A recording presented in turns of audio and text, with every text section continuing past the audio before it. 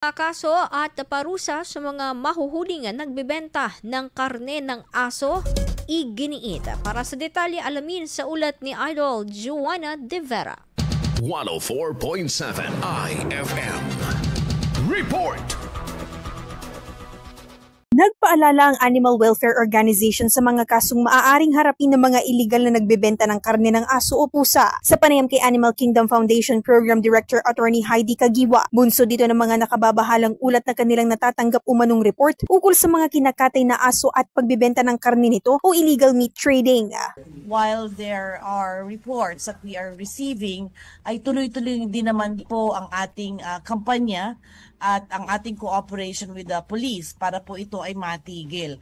Dahil nga po ang pagbebenta po ng karne ng aso ay unang-una bawal po ito at ang pangalawa po ay hindi po ito safe, no? Ang pinakamabigat na pwedeng ipataw sa sino mang lalabag sa animal welfare law ay haharap sa pagkakakulong na nasa hanggang 2 taon at hanggang 50,000 pesos na multa. Maaari din makasuhan ang mga ito ng anti-rabies law at ang mga mahuhuling nagbebenta o nangangati ng karne ng aso o pusa o tinatawag na hot meat ayon sa National Meat Inspection Law ay haharap sa aabot sa 1 milyong pisong multa na may kasamang pagkakakulong. Bukod sa karne ng aso, inihayag naman ito na wala pa naman na ire-report sa tanggapan na nangangatay o nagbebenta ng karne ng pusa. Naku, fortunately wala at wala rin tayong nahuhuli or nasasagap na concrete at saka confirmed information about cat meat, no? So mostly talagang dog meat po ang ating mga nahuhuli at talagang kumpirmado po ito.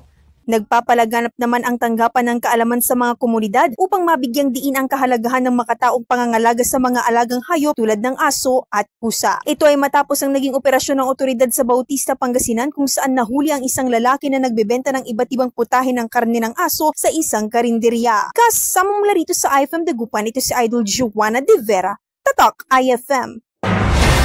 IFM News. IFM News. IFM News.